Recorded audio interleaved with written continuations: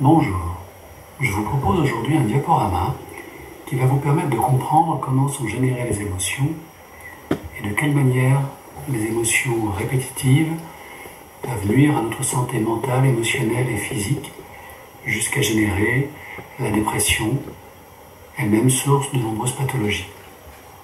Tout se passe et tout commence au niveau du cerveau émotionnel ou territoire reptilien de plus de 400 millions d'années.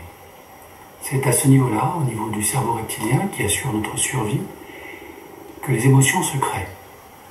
Les émotions pour faire face à un danger potentiel, réel ou imaginaire, et qui va générer dans notre corps toute une alchimie, adrénaline, cortisol, noradrénaline, autant d'éléments chimiques pour nous permettre de contracter nos muscles, respirer plus rapidement, et ainsi éviter le danger. Lorsqu'il ne se passe rien, le reptilien est à l'état de calme relatif et il observe son environnement. Si un danger est détecté, la fuite est le réflexe instinctif du cerveau reptilien. Si la fuite n'est pas possible, nous nous mettons en position de lutte. Et si la lutte est impossible ou vaine, nous passons en mode inhibition. Nous faisons le mort, nous nous soumettons, en espérant que notre survie sera assurée par ce dernier comportement possible du reptilien. Si la peur générée par un événement ou une répétition d'événements se prolonge, alors notre cerveau émotionnel est sollicité de manière répétitive. Et c'est là qu'apparaissent ces émotions que nous connaissons. Le bonheur, quand tout se passe bien, la tristesse, la surprise, le dégoût, le mépris, la peur et la colère. Ce sont les émotions primaires qui peuvent se décliner de manière plus subtile en fonction de l'âge, de l'expérience, de la culture de chacun. Revenons maintenant sur la peur, qui est une émotion négative si elle ne permet pas de résoudre le problème qui se pose à nous, le problème de survie, physique, émotionnel, comportementale, que l'on peut retrouver dans différentes sphères de nos vies, familiale, amicale, professionnelle et intime.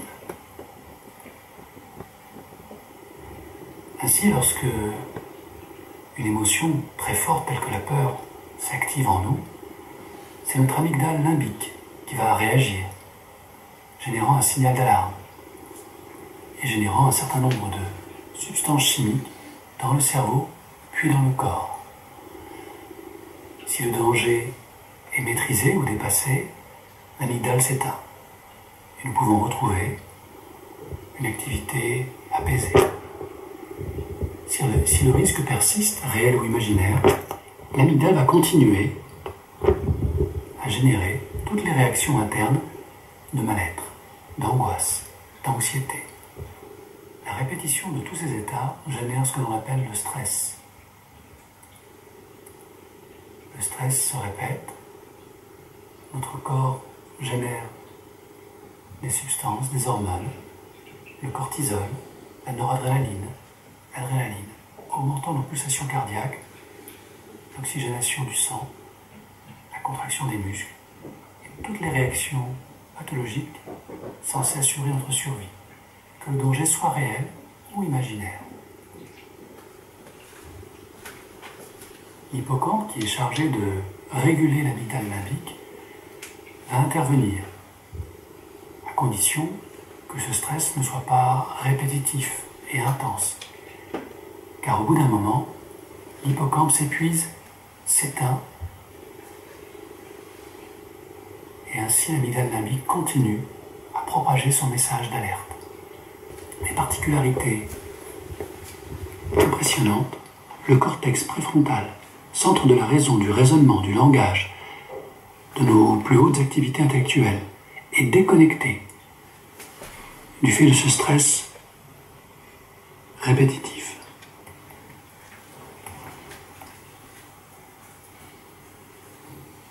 Ainsi, l'aire de Broca, qui gère toute la partie langagière, se trouve altérée.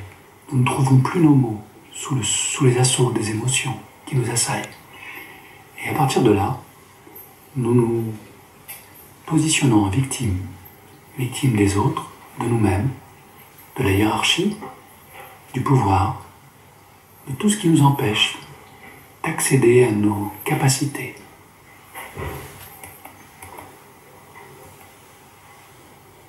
Bien sûr, la dépression apparaît alors et l'amygdale limbique résonne en permanence en nous, créant la confusion, l'anxiété, la peur panique et les attaques de panique.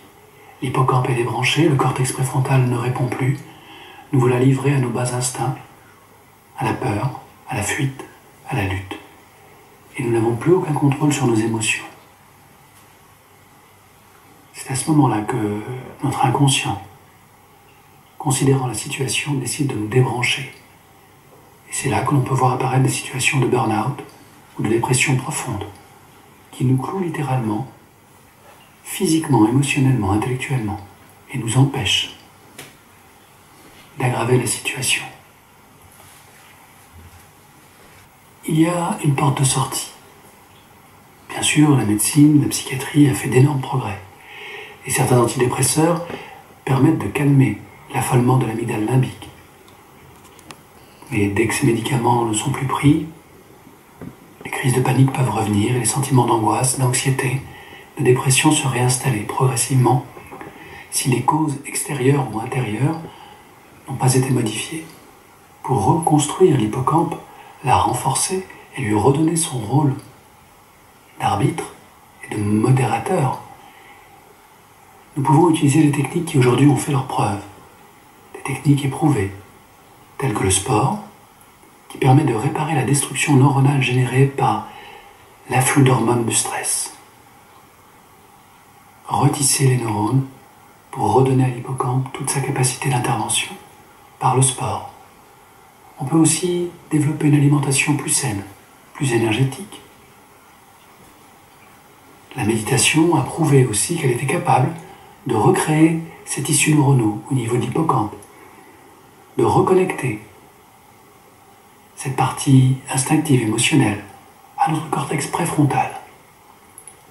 On a pu ainsi observer scientifiquement que la pratique d'un sport régulier, une demi-heure, au moins 3 fois par semaine, générait ces nouveaux neurones, cette nouvelle connexion, et freiner la production de neurotransmetteurs au cœur même de l'amygdale limbique.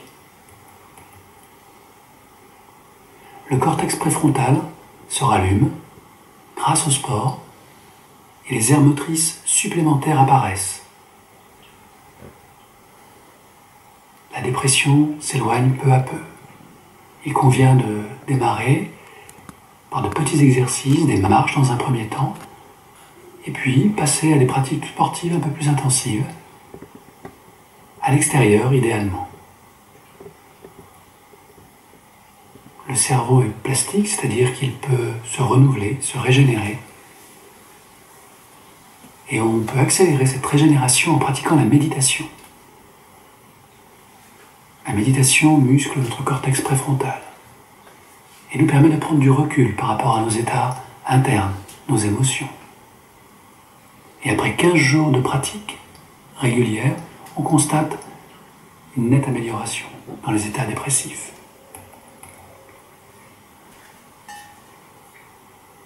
Il existe aussi une technique très intéressante, davantage adaptée aux situations de traumatisme émotionnel.